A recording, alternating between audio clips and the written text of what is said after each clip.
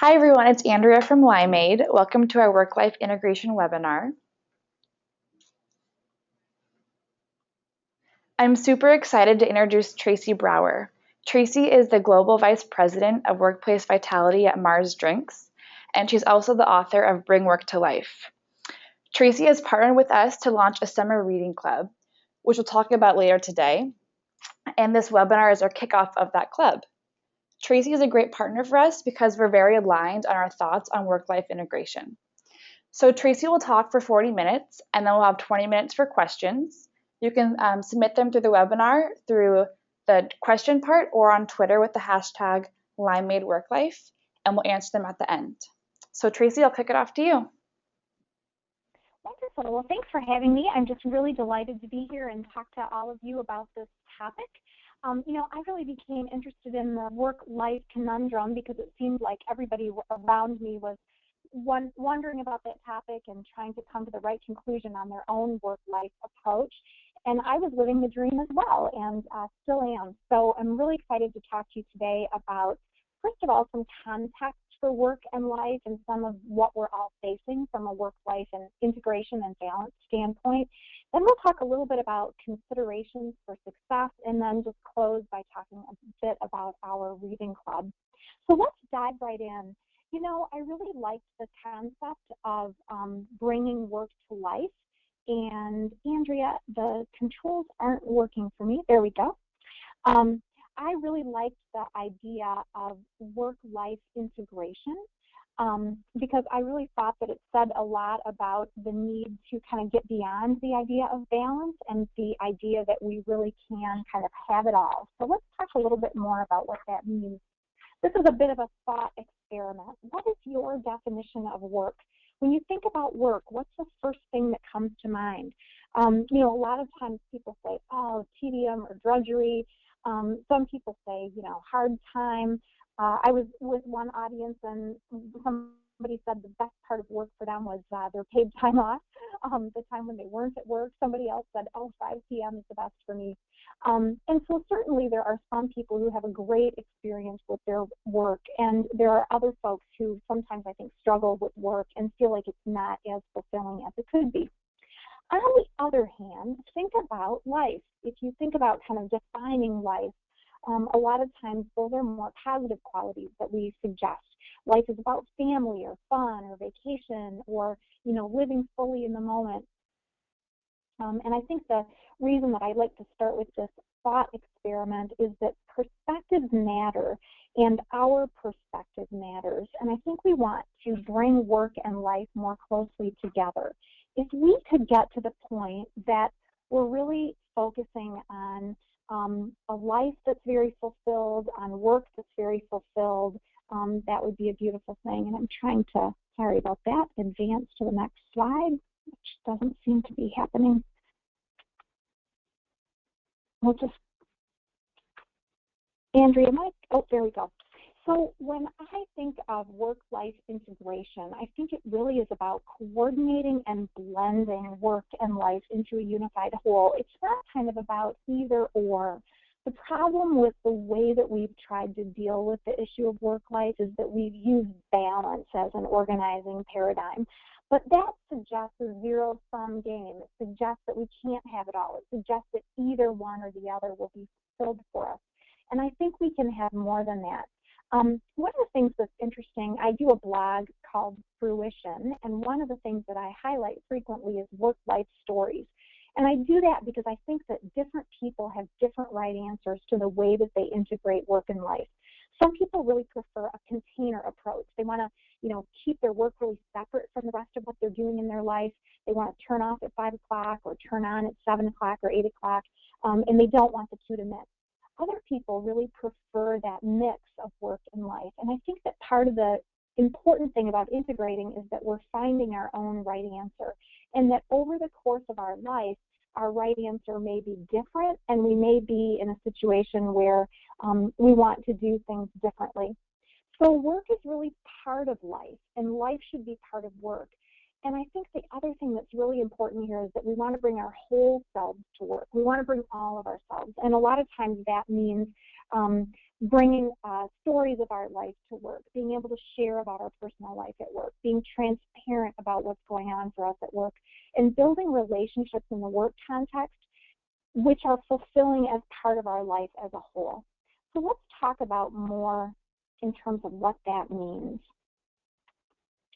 So the idea is that a whole new perspective would be a perspective, sorry, these slides are not cooperating. So if we are shifting to a paradigm of abundance, we get a whole new perspective on the challenge of work and life. And I think, you know, a lot of times if we come into something believing that we can't have it all, believing that we have to make trade-offs, we'll take different steps in terms of the extent to which we can really be creative. So there's some terrific research that suggests that when we imagine something, it is the same in our neurological processes as doing it. So they did a really interesting experiment where they had half of the group practice the piano. They had the other half of the group imagine practicing the piano, and then tested skills at the end of those two periods across the two groups, and found that the two groups did the same in terms of performance. And so what happens for us as we're thinking through a process is as important as what we do in our real life. And so when we come to work with the idea that we can have it all, we tend to find more creative solutions. As leaders, as employees, as individuals, we have more creative solutions around how we can really integrate work and life and make some of those choices. There's a terrific researcher, Voidanov, who talks about the idea of supply and demand. And this is the idea that when we feel the most stressed, it's typically because we feel like we've got more demands on us than we have the capacity to deal with. But the interesting thing is that our own capacity is our perspective as well. And so that's where the idea of work-life supports come in. So I'm defining work-life supports as the benefits or policies or practices that really help employees navigate those demands. And when organizations provide benefits and policies and practices and organizational norms, they send a really important message to employees that they're really valued. And that message makes a huge difference. We live in a culture of reciprocity. And what that means is that as humans, we're deeply influenced by what we perceive people to be giving, providing, fulfilling for us. And then we want to work hard as a result as well. That's the idea of reciprocity. Organizational culture is the idea of what gets done around here, how things happen in an organization. And so there's no neutral. The idea that the way leaders behave or the policies that we set making a difference in our culture really has a lot of meaning. And it's not just about HR policies and practices. It's also about the choices that individual leaders make.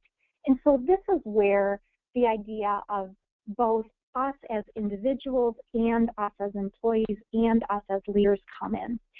There's a great example of someone who was in a senior position in his organization, and he really wanted to be able to go to his daughter's ballet recitals pretty regularly. Those were happening about every week or so. And he always was in the habit of wearing a sport coat. And so he put his sport coat on the back of his chair when he was in the office. But he wanted to be able to go off to his daughter's ballet recitals. And so on ballet recital days, he would take an extra sport coat to the office and put it on the back of his chair so that people didn't know that he wasn't out of the office for a few hours at this recital, which was just incredible because although the organization had a policy for him being able to work more flexibly, he didn't feel like he could necessarily take advantage of that policy. Here's another example. There was actually the CEO of an organization was a grandfather to a young son who was playing soccer, and he was going off regularly to see his grandson's soccer games, but he wasn't telling anybody about it. And finally, someone got wind of it and said, you know, you should share openly where you're going and what you're doing. We want an organization that provides flexibility and openness. We want an organization that supports work-life integration. And if you can start sharing more openly and transparently what you're doing and where you're going and the fact that that's okay, that will send a strong message to the organization in terms of how we shape behaviors.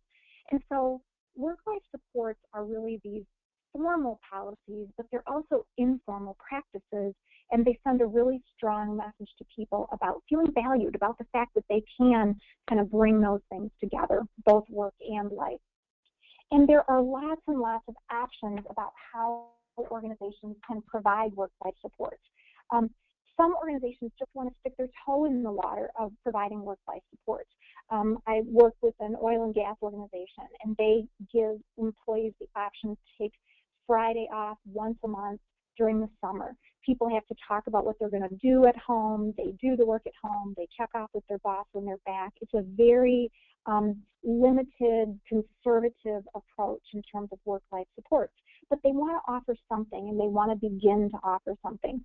On the other hand, I worked with an organization of a food manufacturer out east, and they were really offering lots and lots of potentials in terms of work-life supports, everything from child care to transgender support to children's programs in the summer to lunch programs for retirees' grandchildren.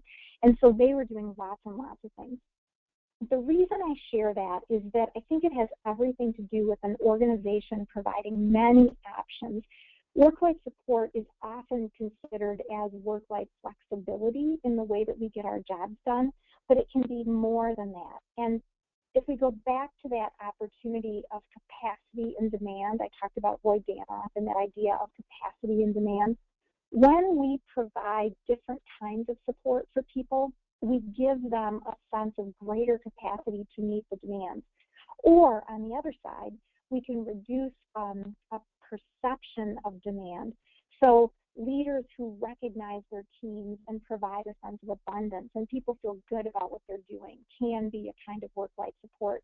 Development opportunities where people can, learn and develop and grow in their careers. All of those kinds of things are really powerful work-life supports. And one of the things that's exciting is that when companies provide work-life supports, they really enhance things like engagement and satisfaction and health and retention. One of the important things when I talk to executives, a lot of times I say, oh my gosh, work-life supports feel like they're really expensive. Am I going to get a return on my investment? Am I going to get something back? And the answer, based on my research and based on other third-party research, is resoundingly yes. That when we provide opportunities for people in the ways that we've talked about so far, they will be more likely to provide discretionary time. We'll be able to create a culture of engagement and well-being.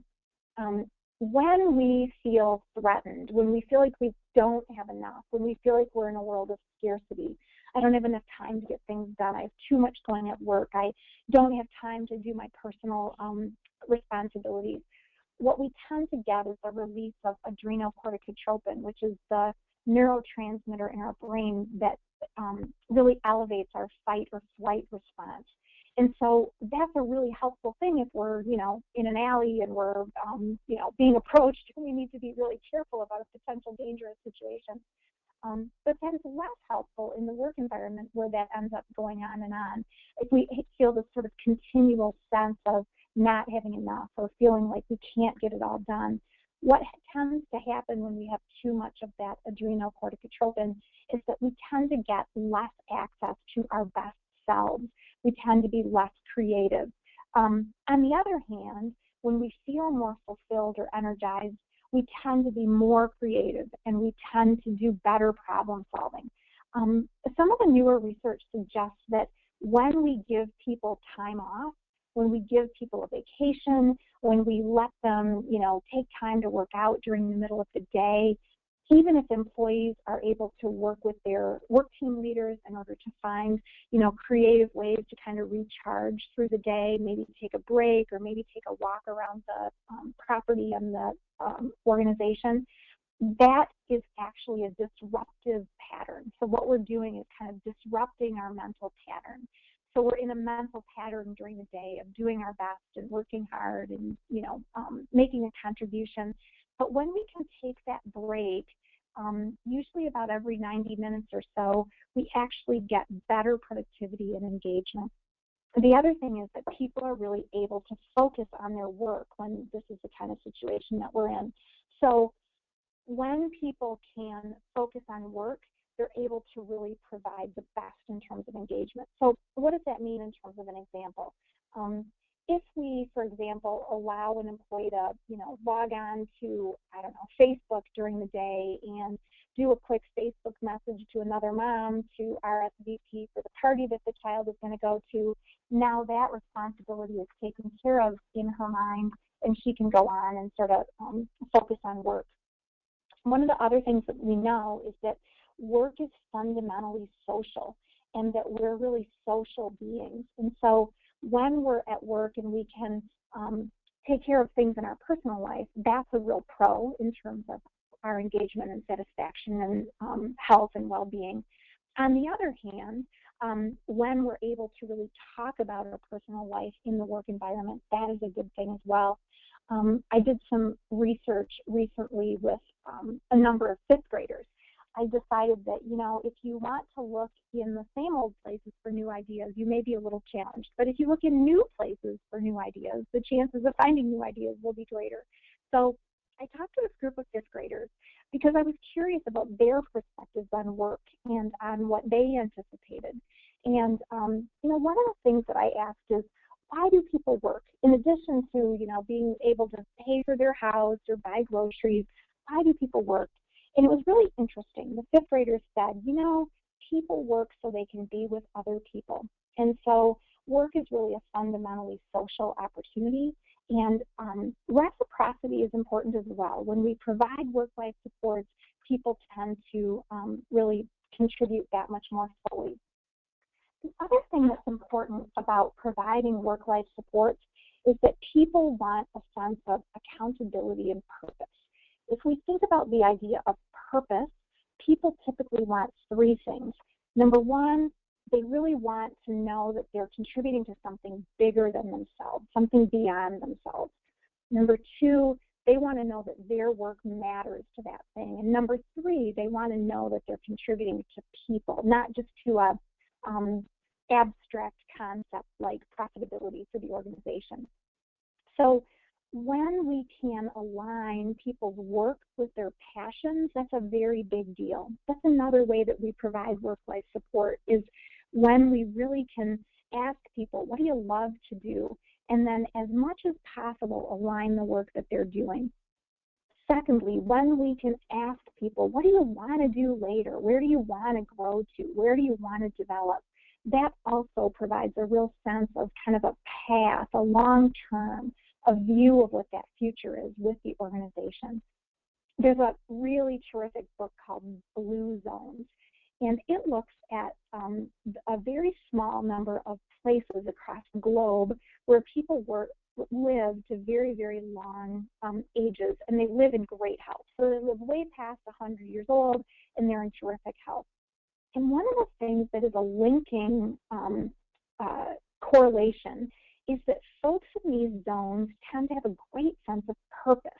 Okinawa is one of the areas of blue zones. And in Okinawa, there's a sense of ikigai. Ikigai is a Japanese word meaning the reason you get up in the morning. And so a workplace that helps us bring work to life, a workplace where we feel most fulfilled, is a place where leaders are able to align the work that people are doing with their passions, and a place where, as individuals, we're really able to also align work and life and really look at advocating for that for ourselves. So that's some of the idea behind work-life integration, why it's important, and what we should be considering. Let's talk a little bit about considerations for success. These are some of the elements of the book that we will unpack during our summer reading club. When we create work-life supports and implement them, we want to do that with these considerations in mind. We want to consider culture of the organization. We want to consider generations. We want to consider all of these realities. And so we'll talk about a few of these that are key for today as a couple of examples. So let's look at the nature of work. one of the things that I found in my research is that sometimes there are jobs that are just more challenging to align with flexible work. And that's legitimate, right? Like, so if someone is traveling on business, it's legitimate that they may not have as much time at home with the family. But there are creative ways that we can try to help them bring work to life. One organization I worked with gave people an extra great camera with their laptop. And I know there was a terrific example of a salesperson who was always on the road, but he ate dinner every night with his family. He was on his Skype camera and they were on theirs, and they ate dinner together every night. Another example, one organization I know of once a year allowed the family members to travel with the person who was an employee that was traveling. Another organization gave people the option to work alternate hours on the Fridays that they were in the office if they've been on the road during that earlier part of the week. So travel is a great example of the kind of job that would traditionally have less flexibility, but if we're creative about the work-life supports we offer, we can still create a sense of abundance. Interestingly, if you look at that parabola curve on the slide, one of the things that we find in work is that very often the most work flexibility comes at the greatest and the least levels of pay and professional status. So a lot of times people in the lowest paid and the highest paid jobs have the least flexibility, the most demands on their time, the most constraints. And people in kind of a mid-range of pay and professional status tend to have the most flexibility. But the reason I share this is that I think there's an opportunity, again, to think creatively. So think about organizations that have a lot of customer-facing work. I was working with an organization for a while, and they did a lot of work with customers where they were literally in customers' homes creating or providing services. They were literally cable guys, if you will. They were people working for the cable company. And one of the things that that organization was able to do is they set up a pool of additional folks who were capable of doing those jobs, and then they were able to really provide backup for people if they needed to go and do something on the spur of the moment from a personal standpoint. Another type of organization that can struggle with work-life flexibility is one that has a lot of jobs that are regulated heavily or have a lot of safety concerns. So one organization, a financial organization, keeps a tremendous amount of customer data on computers. And so obviously people can't take those computers home over the weekend to do weekend work, even though that gives them more flexibility. So what that organization was able to do is they were able to give people a different type of device. In this case, they gave them iPads, and they decoupled some of the software so that people could do less sensitive kinds of work at home, and that gave them the option to work at different times, in different places, in different ways over the course of the week.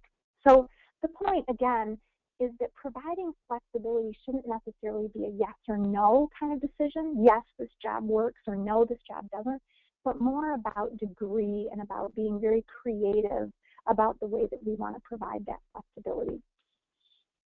Another example that we want to talk a little bit about today is the idea of the physical work environment.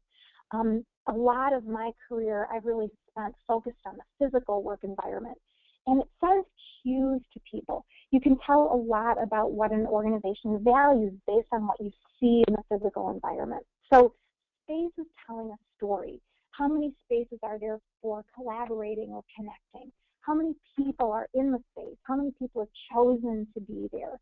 How much is there in terms of daylight and views?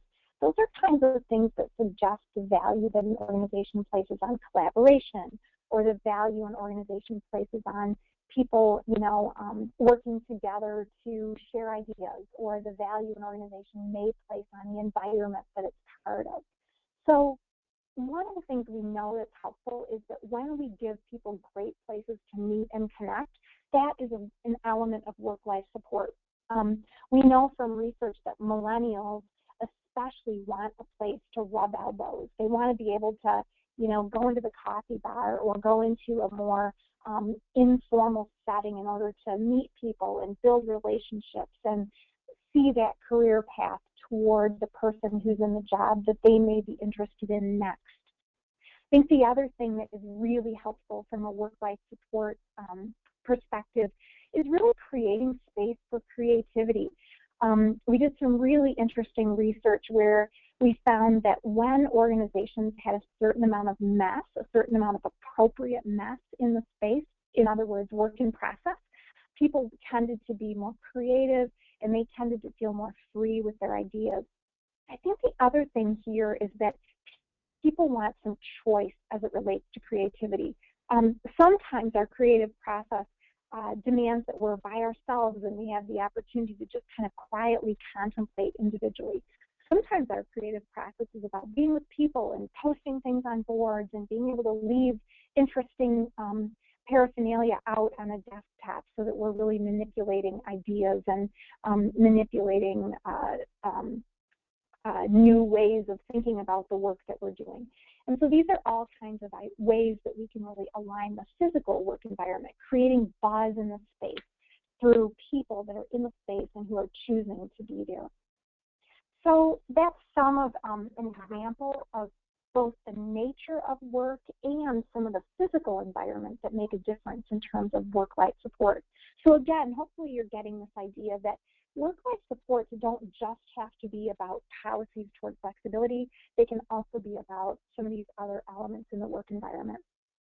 The other thing that is really important, I think, about work-life integration is the idea of performance, that performance is really a prerequisite. So the other pushback we sometimes get from executives is, boy, I don't want to be giving too many work-life supports because I'm worried people will kind of take advantage of them. And there probably are a minimum number of people who could do that. But I think it's important that performance is a prerequisite. So when we provide options and flexibility and development, it is based on people doing really good work. And the bar really needs to be on productivity and innovation, not necessarily on time. So this is a transition a lot of times. A lot of times more traditional leaders have more traditional ways of managing. They want to see the whites of people's eyes. They want to see people sitting in their seats. And I think that there's a lot to be gained from helping managers to see a different way of managing, a way of managing that's about objectives, that's about setting goals for people, that's about making sure people are meeting their goals and being less concerned about where they're doing it or when they're doing it and more concerned about whether they're doing that. And so abundance is partly about holding people accountable for performance, because when we hold individuals accountable, then frequently the team performs better as well. And leaders can really play a very important role in providing recognition and the opportunity for employees to feel good about what they're doing. So that brings us to this important point about leaders. Leaders are utterly pivotal in this conversation about work-life support. And so we as individuals are each leaders, so we're all the time learning from each other and learning from the behaviors we're exemplifying. In addition, companies can have the most wonderful sort of plethora of work-life policies, but if leaders aren't on board, it becomes very difficult to see that those are really implemented and executed effectively. So every detail matters. People pay attention when a leader is smiling or not when they walk into the parking lot or walk into the building. Leaders pay attention, or people pay attention to when leaders are sending emails or the expectations that leaders have for turnaround in terms of response time. So the interesting thing here is the idea of inevitability. So even if leaders don't think about every one of those details themselves, they need to, because they need to realize that all of their choices are intentionally sending cues. There's a great example, actually. I was talking to the chief people officer of Limeade, and I'm falling in love and have fallen in love with Limeade as an organization. You know, when she said there was one day when her husband got called into a critical meeting, and you know she had to take the kids to school that day, which wasn't kind of on their typical plan or their path. And so she made a choice to be able to do that, and she was participating in her critical functions at work on a conference call while she was transporting the kids. But the reason that was important is that her choice in that pivotal moment sent a real message to the people around her, because we all face those kinds of choices every day, and so that choice made a big difference. So if we look at Limeade as an example, I think we can learn so much from each other. I referenced my Work Life Stories blog earlier, and there are lots and lots of examples from all parts of the globe, people and organizations who are doing interesting things in terms of supporting work life. And Limeade is just a really, really terrific example that I think is probably ahead of many organizations in offering flexibility in work-life scheduling. One example, they've got a director of customer marketing, and she really sets up her schedule every day to drop off her children in the morning to school and pick them up every day. And then what she does is that means that she's left the office a little bit early to pick up her children, but then she turns back on after they're in bed at night. Limeade's marketing team, as another example, works from home on Thursdays because they just really want to be able to have that heads down time, and so they made that decision as a team. Their account management team does a cool thing where they take gym days on Thursdays. They've actually got a gym on site, and so Thursdays are a day when people can kind of grab some time in the gym and come together in a more casual way. All employees at Limeade have the technology made available to them where they can work remotely. And so there are just lots and lots of examples where they're really taking action behind a belief in the value of work-life supports. And this is a critical point. Work-life supports are good for people and they're good for organizations. So when we do the right thing for people, we end up doing the right thing for organizations as well. And so open work environments make a difference there, and the opportunities for us to learn together is important as well. So I'm going to hand it off to Andrea in a moment, but one of the things we're really excited about is the idea of learning from each other and really having a summer reading club. So in this call so far, I've given you lots of examples of what work-life integration means. We've talked a little bit about examples of organizations who are seeking to provide work-life supports in order to integrate work and life. And over the summer, we're really going to be reading the book that I wrote called Bring Work to Life by Bringing Life to Work. And we'll look at all of those different considerations for work-life integration and be able to share ideas with each other through some discussion questions. So Andrea, with that, let me hand it to you, and I know you'll describe how this will work. Great, thank you so much, Tracy. So everyone on this webinar is now signed up for the reading club. And every Friday, we'll email you discussion questions to guide you through the book. And you'll also be able to ask Tracy and other Limeade leaders any questions you have, and we'll answer them weekly on our blog. And so by the end of summer, you'll have a tried and true framework for a new wave of work-life integration. We're really excited about this club, and we'd love for you to pass it on to any friends or coworkers you have that you think would like to join. And we have the sign up for that on the next slide. So now we're going to kick off the question and answers.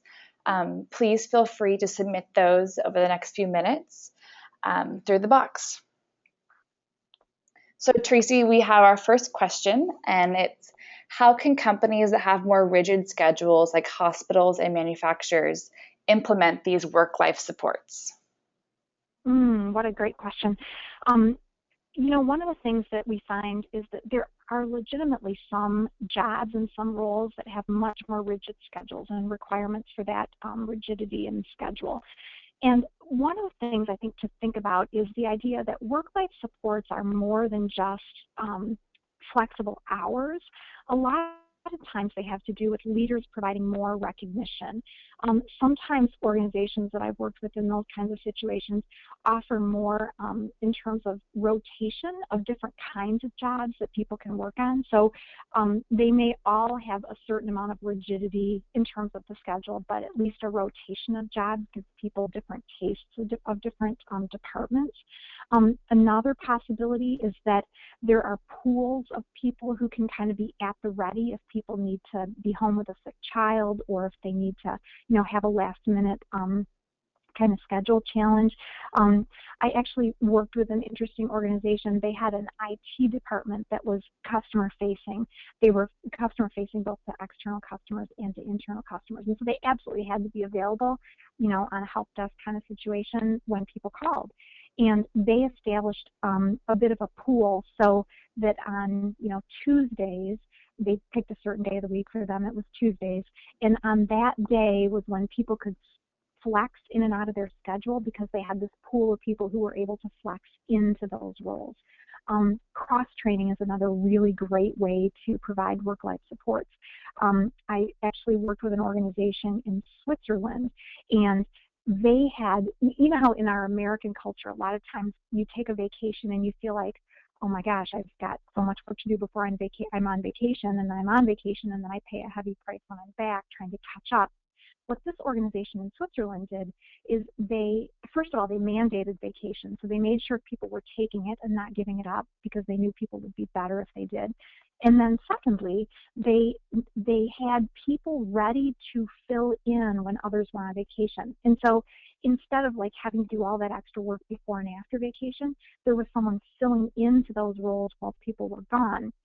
The benefit of that was that it was a development opportunity for the people who were filling in.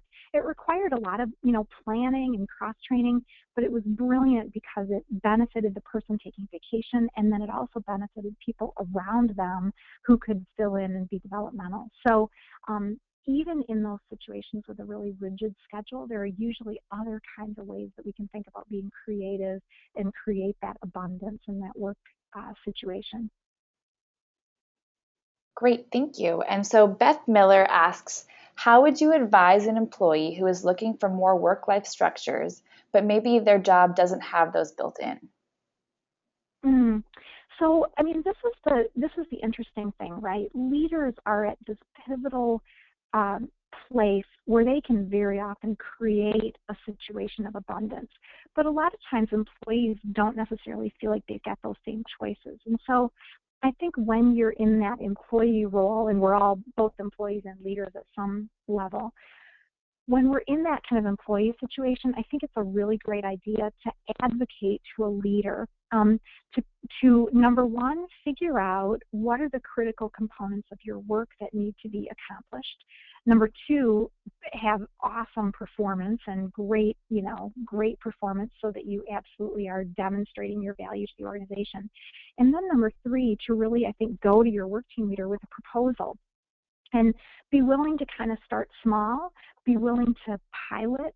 I've seen a lot of examples where, first of all, employees have established a level of credibility because they're performing well, but then from there they say, hey, I'd like to try this. Could I try, maybe leaving every Tuesday at 3 o'clock instead of at 5 o'clock? And could we do that for maybe 3 months and then check in and see how it goes?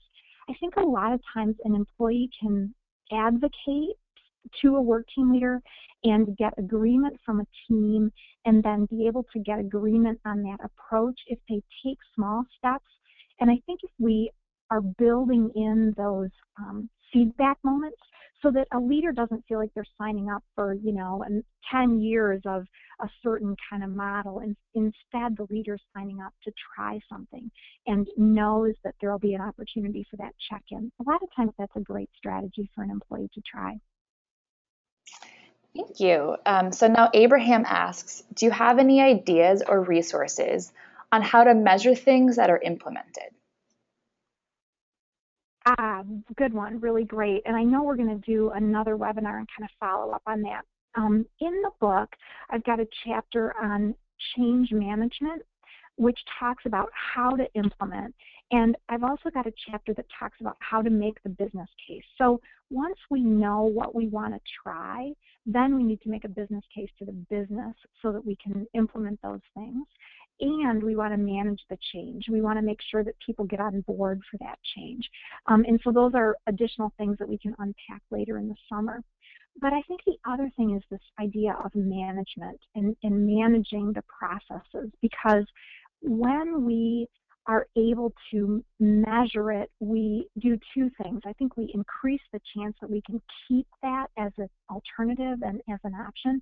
And secondly, I think we increase the chance that we can increase the opportunities that we're giving people. And so I think the things that we're measuring are, we're wanting to look at a lot of times performance reviews. You want to look, has performance review data gone up or down?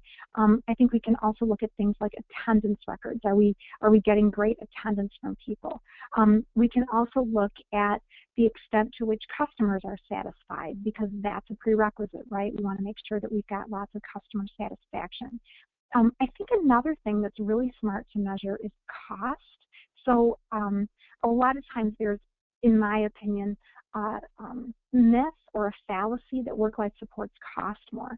But my research suggests they don't actually, and so looking at cost is another good one. Ultimately, we expect that when we provide work-life supports, it's good for the company and good for people. So at a minimum, we should see a neutral effect on performance review data, on absenteeism data, et cetera. But in some cases, we actually see an improvement in some of that data. The other thing that I've seen companies do from a measurement standpoint is I've seen them survey employees. And so sometimes that looks like an annual survey that goes to all employees. Sometimes companies will choose to do a pilot. And so they might survey a team before they try a pilot, and then, during the pilot, they'll do a check-in again. And they'll ask key questions like, to what extent do we believe we're satisfying our customers? To what extent do we feel like we've got a strong team bond, right? Because you don't want to lose that. To what extent do we feel a level of satisfaction and engagement in our work? Those kinds of questions in a before, during, and after kind of situation are also really great metrics. And they don't have to be complicated. They can be really straightforward to ask those kinds of questions. Thank you. And so now Rob asks, how can we identify a company's culture if it's pro-work-life integration before we take a job with them? Oh boy, that's a great question. I think there are a few different things you can do. I think you can ask leaders what their personal choices are and the way that they really seek to integrate work and life. And a lot of times you ask that question more as kind of a personal question, right? You're not asking it necessarily about the policies that the organization offers. What you're really asking when you ask a leader is you're asking, what are the choices they're making about the extent to which they can take advantage of the policies? So you want to ask about the policies they have available formally, but then you also want to ask leaders, how do you do it? What do you think, et cetera, which tells you about not only the way that leader is deciding to use or not use the policies, but you're also finding out to what extent does that leader make their own choices that send cues to others. I think the other thing you want to do is really ask employees. A lot of times when we're starting a job, we have the opportunity to talk to other employees. So that's a really great way to do it. Glassdoor is also another terrific resource I think most folks are aware of at this point. Glassdoor is an online opportunity where people can really talk pretty transparently and pretty openly about their experiences at certain organizations. So Glassdoor is another good example. Another really interesting thing to do is walk through the environment. And I know that I've been in lots of work environments where it's sort of buzzing, right? Like there are people there and they're working and they're laughing or they're talking or they're, getting work done, and you can kind of feel it. It's palpable. That is a good cue about the level to which people feel engaged. Sometimes you walk through a work environment and it's kind of deadville, right? It just feels like there's nobody there. And then you want to ask the obvious question, where is everybody? Sometimes it's good news because they're working from home. And sometimes it's not as good news because they choose not to be in the office because it tends to not be a motivator for them. So I think you want to ask questions about where people are and then why they're making the choices that they are. So it's a lot of kind of inquiry on our part as we're considering taking a role with an organization. Thank you. And so now Lexi asks, how can an organization address the work-life support issues when it is left to the discretion of a boss and there is not acceptance of this within the culture? Yeah, I've seen this in several situations, and I think a lot of times it's um, it's tough, right? So you need to make a choice about whether you're going to escalate it. I think sometimes bosses who are more traditional are swayed when they have a really good experience of a high performing employee who tries something and it works. I've seen that a lot of times actually. I've seen bosses who have been more traditional and then they have a really good experience in a tiny pilot situation and then they tend to become more open to new alternatives and more flexible working. Sometimes I've seen it where bosses are pretty stalwart and they're not so interested in alternative working.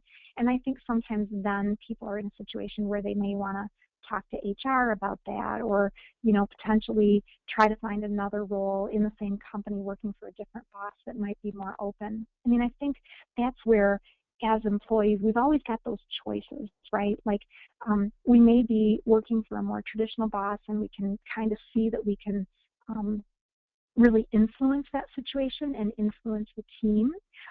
We may be in a situation where we see a more traditional boss and just can see the writing on the wall and understand that we can't necessarily influence that. And then we have other choices that we can make.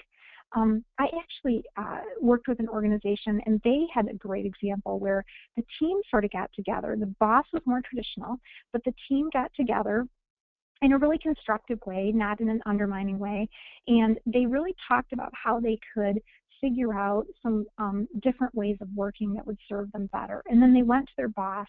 A couple of the better performers on the team went to the boss and said, hey, we've got this proposal and we want to float it by you. And in their case, they implemented core hours. They agreed that they would all work, every Monday they would be in the office by 10 and every Friday they would stay in the office until at least noon. And so between those hours were there what they called core hours, but outside of those hours they could flex. And that was just their example. But the point of my sharing that example is that the team kind of got together and said, hey, we want to think of something really creative and we want to take that to our more traditional leader and together as a team really suggest that we do this on a pilot basis. And the team leader was open to it. So that worked really well. So we have a follow-up question based off of that from Lexi, and it's, what if someone began with one boss and it was okay with them, and then they switched bosses and now it's not allowed? How would they navigate that situation?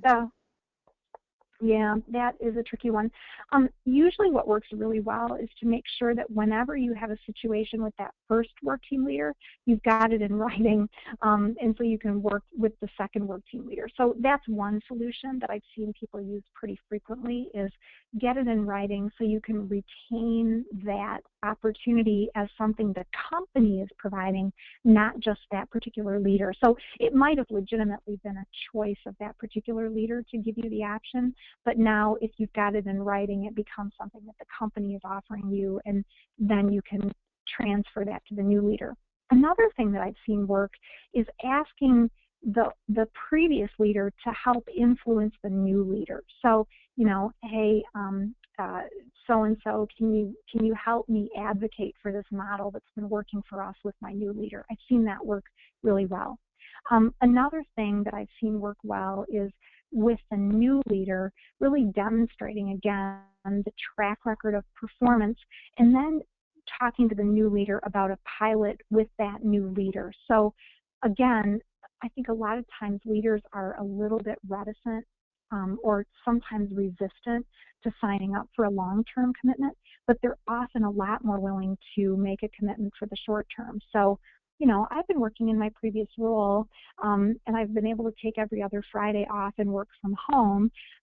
Could we try that in my new role for a month and see how that goes, or for a couple of months and see how that goes, and then check in and give and get feedback at that point. The other thing I would say is that team agreements are also really helpful. When I've seen it work best when people are doing elements of work-life integration and flexibility. When the whole team agrees to that, that's really helpful. So we all know that if some of us are working different hours in different places, that may have an effect on the team. And when the whole team can kind of be open and have transparent conversations about that, that's also really helpful. So you want to build that kind of team dynamic. So it's not just the relationship between you and your leader. I think it's also the relationship between you and your team members. And performance, my experience is that performance also rules the day. The employees who perform really well tend to be the employees who can test some things and try some things and get some new flexibility to try new options. This is our last question. It's from Angie, and she asks, the open rubbing elbows environment seems like it might be challenging for those more introverted. How would you recommend addressing varying social needs? I love that. I think that's so important to recognize. We've got this pendulum swing that's gone on in the industry to some extent, where we used to have really, private, more private offices. We used to have a certain workstation that we tended to be dedicated to and assigned to, and then we would go off periodically during the day to collaborate. And I think today, just the opposite has occurred, right? The pendulum has swung, and now we've got lots of open environments. A lot of times where we're sitting is where people know to find us, and so we tend to have to go off episodically in order to have some heads down time. And I think the thing to recognize for organizations is that the right answer is somewhere in between both of those. No matter what our personality style is, sometimes we need more enclosed kind of private space, and sometimes we need more open space. And so when employees are more introverted in their style or prefer more quiet, contemplative work, if they work in an open environment, a lot of times there are cues they can send. Headphones tend to be a very popular cue right now. When people have their headphones in, there's sort of a social norm for, not interrupting that person, that says to others around them that they're working heads down. I've seen some organizations who have almost like a little color code system where if you've got the red sheet tacked up on your bulletin board, that's sort of a sign that says, hey, I'm working on something kind of intensively right now, please don't interrupt. And if you've got the green side, it's, hey, interrupt me as you will. Organizations are also really, really smart to provide more variety in the work environment. Some of the research that I've been involved in over the years has suggested that people work most effectively when there are different kinds of places they can go to, and when the organization has a culture that they feel like they can make those choices. So it's not enough to just have phone booths or quiet rooms that people can go to. It's also important that people feel free to use those places and make those choices. Some organizations have rooms for nursing moms, or rooms where people can go and just kind of have some respite or get away. Some organizations have an area they call a quiet car, where sort of like a quiet car on a commuter train, where that's a place where people can go and sit and be quiet and by themselves. So if you have an organization where you can influence toward their design, those are some ideas. If you have an organization where you're simply a person who prefers more contemplative work in a really open setting, a lot of times the headphones or the being able to kind of go off in a phone booth for an hour or so and do some heads down work, or even get permission to go to Starbucks and be alone in public for an hour for a special project can work well. Great. Thank you so much, and thank you everyone for all those questions. We will send out the slides on Friday. If you want them sooner, please check our website, which is limeade.com, and they'll be up there tomorrow. And everyone have a great day, and we look forward to seeing you guys all at the Reading Club. Thank you.